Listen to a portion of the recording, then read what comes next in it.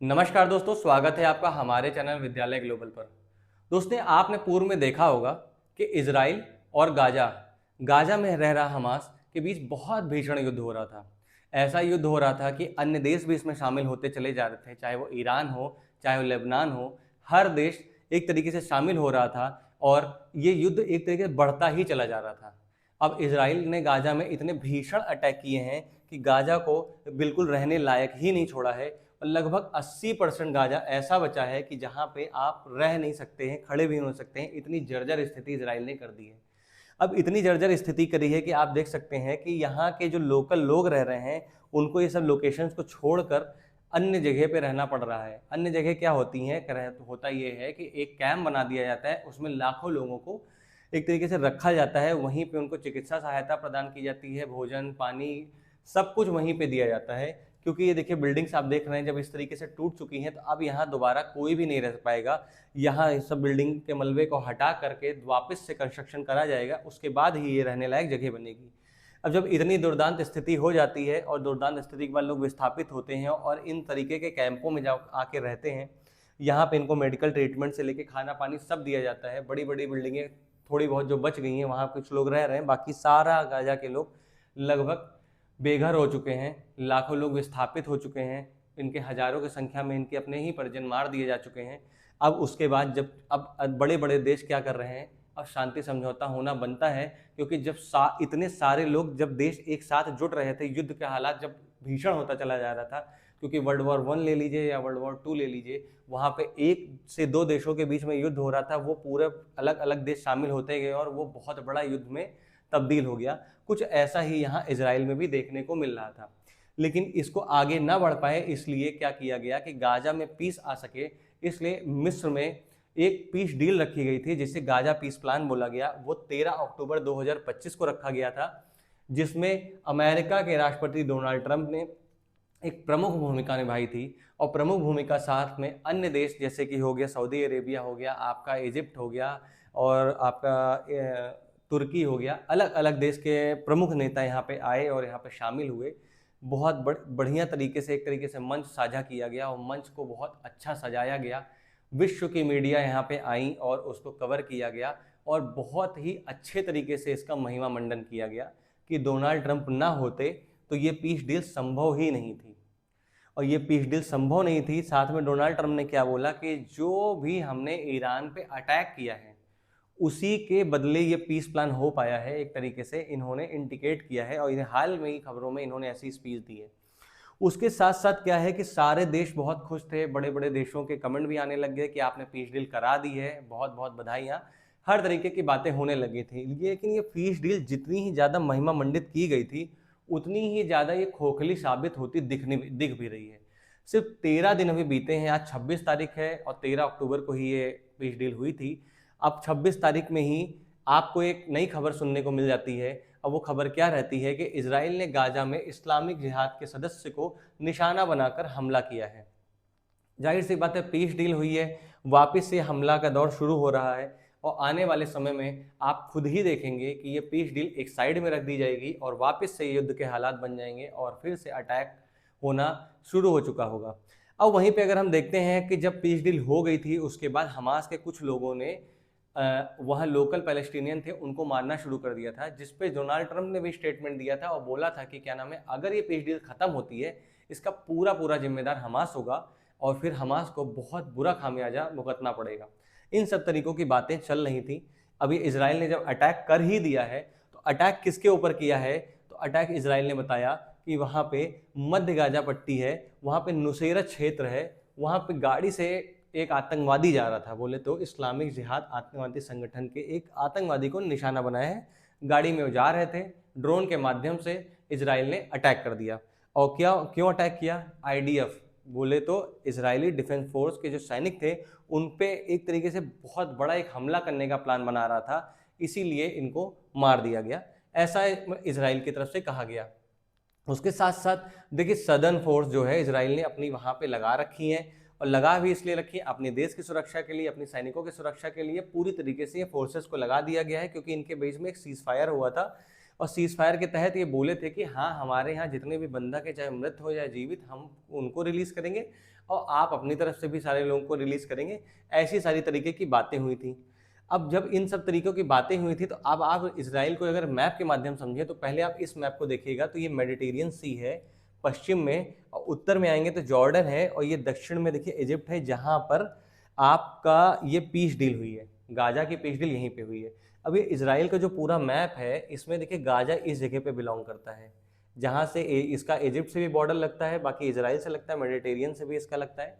और वही का इसका बड़ा रूप आप देख सकते हैं, गाजा ये है पूरा, जिसमें नुसैरत कैंप ये है। नुसैरत का जो इलाका है, इन्हीं इलाके में इसराइल ने अटैक किया है। इसराइल का ये सदर्न हिस्सा है, मतलब दक्षिणी हिस्सा है, दक्षिणी हिस्से में ही इनकी फोर्सेस लगी हुई थी, जो कि इन सब इलाकों में थी। यहीं से ही उन्होंने अटैक कर दिया ड्रोन के माध्यम से। कहीं कहीं लोग बोल रहे हैं इसराइल ने टैंकर का इस्तेमाल किया है, फिर से गोलीबारी इस्तेमाल कर दी। अलग लोग अलग अलग बातें कर रहे हैं, लेकिन इसराइल की सेना ने खुद से बताया है कि हमने ड्रोन के माध्यम से अटैक कर दिया है। अब जब ड्रोन के माध्यम से अटैक किया है, जाहिर सी बात है कि अभी शांति चल रही थी, शांति के बाद वापस से ड्रोन अटैक होने लग गए हैं।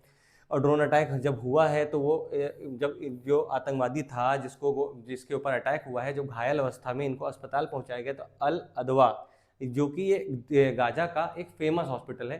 फेमस हॉस्पिटल क्यों है? क्योंकि गाजा और इसराइल के बीच में जब लड़ाई हो रही थी, लगातार इन्हीं और इसी हॉस्पिटल का एक बड़े लेवल पे नाम आ रहा था।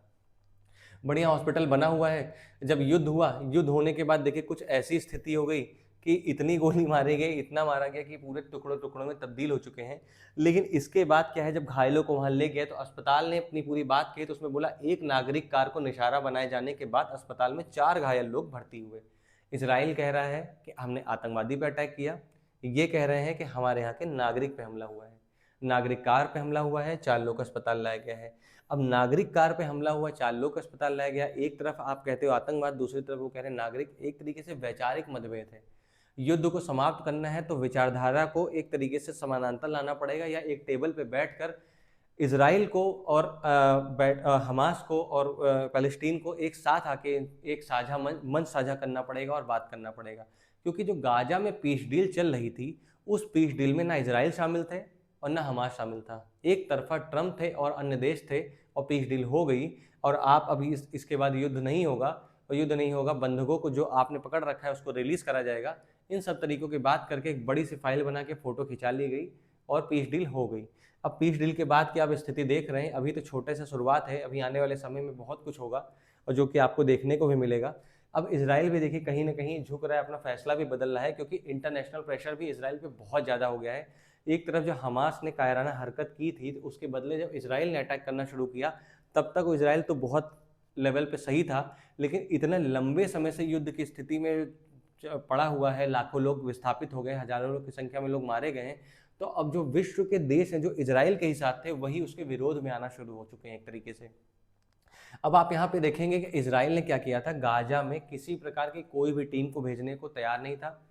जो भी उसके बंधक थे, उन बंधकों को वो चाहता था कि हमास खुद छोड़े, क्योंकि हमास सक्षम है उन बंधकों को ढूंढने में और छोड़ने में भी। लेकिन जब समय बीता, इसराइल ने भी अपना फैसला बदला। फैसला बदलने के बाद मिस्र की टीम इसराइल की मंजूरी से गाजा पहुंची है। अब गाजा पहुंची है तो पर्सनली नेतन्याहू जी ने सीधा सीधा मंजूरी दी है कि इनकी टीम को भेजा जाए। और जब मिस्र की टीम को भेजा जा रहा है, तो इसमें हमास हो गए या इसराइल हो गए, दोनों ने अपनी तरफ से पूरी इंफॉर्मेशन इन टीम को दी है कि अब जाइए और जो मृत बंधक थे उनको छुड़ा कर लाइए। इन सब तरीकों की पूरी बात हुई है। अब आप अगर यहाँ पे देखेंगे कि जब बात हुई थी, तो उसमें क्या था, 28 ऐसे मृत बंधक थे इसराइल की तरफ से, और जिसमें से 15 को हमास ने वापस कर दिया था, और 20 जीवित बंधकों को भी रिहा कर दिया था। जब 20 जीवित बंधकों को जब रिहा कर दिया, 28 में से 15 मृत आए, तो टोटल बचे 13। अब 13 जो मृतक हैं, जो बंधक, उनको अभी हमास ने रिलीज नहीं किया है, जिसके कारण इसराइल एक तरीके से पूरा एकदम तन्नाया हुआ बैठा हुआ है कि कैसे नहीं छोड़ेंगे। मतलब एक तरीके से अटैक जो ये हो रहे हैं, आने वाले समय में देखिएगा स्थिति गंभीर होगी अगर ये मृतकों को रिलीज नहीं किया गया, क्योंकि उसका सीधा सीधा कहना है कि हमास जानबूझकर हमारे मृत बंधकों को नहीं छोड़ रहा है।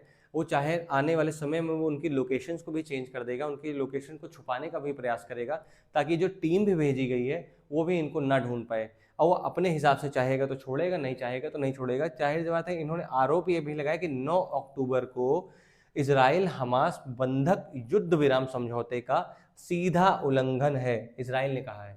इजराइल ने बोला कि जो युद्ध विराम हमने कहा था बंधक को रिलीज करने के लिए, इसका सीधा सीधा उल्लंघन कर रहे हैं। जो 13 हमारे बंधक हैं इनको आप नहीं छोड़ रहे हैं, ऐसा आरोप इनके ऊपर लगाया है। जब यह आरोप लग गया है, इसके बाद जो पीस डील हुई थी अभी मिस्र में पीस डील होने के बाद देखिए सीधे सीधे 30 पैलेस्टीनियन हैं जिनको मृत अवस्था में इजराइल ने अभी एक तरीके से मतलब बंधकों को रिलीज कर दिया है। और रिलीज क्या कर दिया, मृत हो चुके हैं। अभी इन लोग को काम ही खत्म हो गया, चाहे अब गाजा में युद्ध हो, चाहे यूक्रेन और रशिया में युद्ध हो, कहीं पे हो, इनका इस दुनिया से वास्ता ही खत्म हो गया। तब इनका क्या कहना। तो इस तरीके इजराइल ने भी छोड़ दिया। जब इजराइल ने छोड़ दिया है, इनके 2500 के प्लस कैदियों को भी छोड़ दिया, लेकिन हमास ने अभी उनके 13 कैदियों को नहीं छोड़ा है, जिसके कारण एक तरीके से स्थिति बिगड़ती हुई दिख रही है। और बिगड़ती स्थिति कैसे दिख रही है कि इजराइल की जो सेना है, आईडीएफ है, उसने सीधा सीधा कह दिया है कि किसी भी तात्कालिक खतरे को दूर करने के लिए गाजा में अभियान जारी रखेंगे। जब गाजा में अभी अभियान जारी रखेंगे तो किस प्रकार का शांति समझौता। बड़े बड़े लोग आए, एक मंच साझा करते हैं और बड़ी बड़ी बातें करते हैं और चले जाते हैं, लेकिन लाखों लोग मर जाते हैं, चाहे वो भूख प्यास से मरे, चाहे गोली से मरे, मर तो ही जाते हैं। अब आप ये बताइए कि जो भी डोनाल्ड ट्रंप के द्वारा पीस किया गया है, गाजा पीस पे साइन किया गया है, और उनको एक तरीके से नोबेल प्राइज़ के लिए नॉमिनेट करने के लिए पाकिस्तान जो बार बार उनको प्रोवोक कर रहा है कि हाँ इनको पीस मिलना चाहिए। अब आप ये समझ लीजिए कितनी कारगर है ये पीस। इसको कमेंट बॉक्स में ज़रूर बताइएगा कि ये पीस आगे चल पाएगी या नहीं चल पाएगी। और हमारे चैनल है विद्यालय ग्लोबल, इसको सब्सक्राइब कर लीजिएगा और हमारी वीडियो को लाइक करना बिल्कुल भी मत भूलिए। नमस्कारम।